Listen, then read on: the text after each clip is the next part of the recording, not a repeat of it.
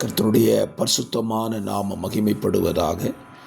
ஆசீர்வாதமான ஒரு நல்ல கால வேளையிலையும் காலை மன்னா என்கிற தியானத்தினாலே உங்களை சந்திப்பதில் மிகுந்த சந்தோஷம்.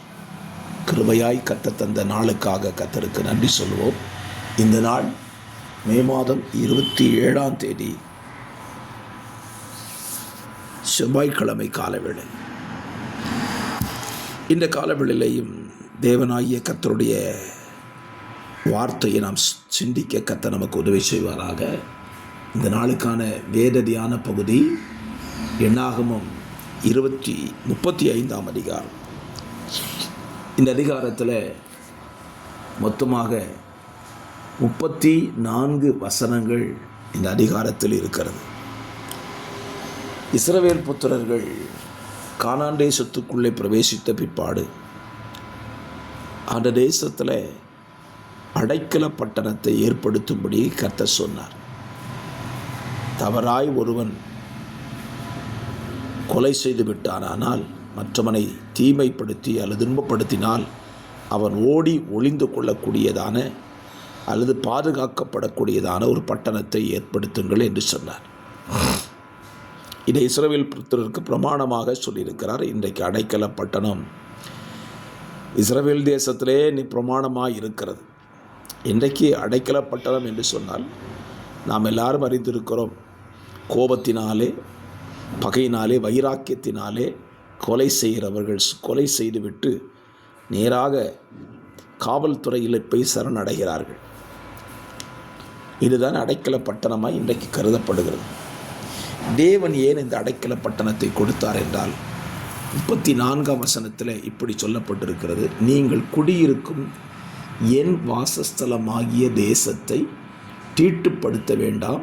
கர்த்தராகிய நான் இஸ்ரவேல் புத்திரர் நடுவே வாசம் பண்ணுகிறேன் என்று சொல் என்றார்.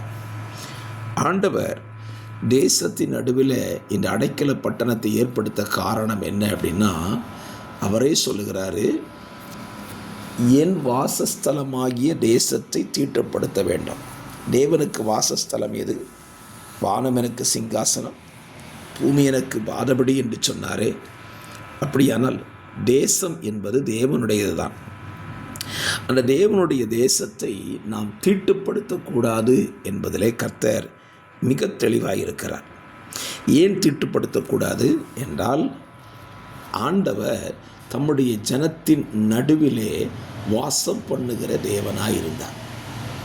ஆம், என்னுடைய வார்த்தையை கேட்கிற அருமையான கர்த்தருடைய பிள்ளைகளை, இன்றைக்கும் நம் நடுவிலே அல்லது உங்கள் நடுவிலே அவர் வாசம் பண்ணி கொண்டிருக்கிறதினாலே நீங்கள் நானும் தேசத்தை மாத்திரமல்ல, நம்முடைய குடும்பத்தை, நாம் ஆராதிக்கிற நம்முடைய சபையை தீட்டுப்படுத்தக்கூடாது.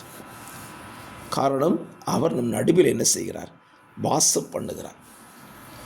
இஸ்ரவேல் புத்திரர் நடுவிலே அவர்கள் தீட்டான காரியத்தை செய்ததினாலே தேவன் அவர்கள் நடுவிலே இராதபடி என்னை நான் விலக்கிக் கொள்வேன் என்று சொல்லி யோசுவாவிடத்தில் சொல்லுகிறார். யோசுவா 7ஆம் அதிகாரத்தில் நீங்கள் வாசித்தார். கர்த்தர் சொல்லியிருக்கிற யோசுவாட்ட,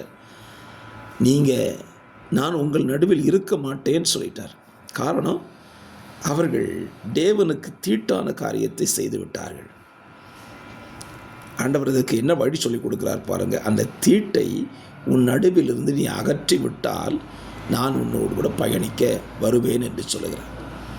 ஆகவே என்னுடைய வார்த்தையை கேட்கிற அருமையான கர்த்தருடைய பிள்ளைகளை, உங்கள் வாழ்க்கையில் கர்த்தர் உங்கள் கூடவே இருக்கணும், உங்கள் கூடவே வாழணும், நடக்கணும் அப்படின்னு நினச்சிங்கன்னா தீட்டான எந்த காரியத்தையும் உங்கள் வாழ்வில் வருவித்து கொள்ளாதிருங்கள் அல்லது செய்யாதிருங்கள். உங்களை நீங்கள் காத்துக்கொள்வீர்களானால் அவர் உங்கள் நடுவிலே உலாவி உங்களுக்குள்ளே என்ன செய்வாரா? வாசமாயிருப்பார். இதைத்தான் 2 கொரிந்தியர் 6ஆம் அதிகாரத்தில் அப்போஸ்தலனாகிய பவுல் சொல்லுகிறார். நான் அவர்களுக்கு நான் பிதாவாக இருப்பேன், அவர்கள் எனக்கு குமாரரும் குமாரத்திகளுமாக இருப்பார் என்று சொல்லுகிறார். எப்பொழுது? அவருக்கு பிரியமானதை செய்யும்போது, தீட்டான காரியத்தை அகற்றும் போது அவர் நம் நடுவிலே வாசம் பண்ணுகிறார். அப்படி செய்யுங்கள். பரிசுத்த பிதாவே, இந்த காலவெளியிலே எங்கள் நடுவில் நீர் வாசம் பண்ணக்கூடாதபடி காணப்படுகிற தீட்டுகளை அகற்றி சுத்தம் பண்ணுகிறோம். கிருபை செய்யும். இயேசுவின் நாமத்தில் பிதாவே, ஆமென்.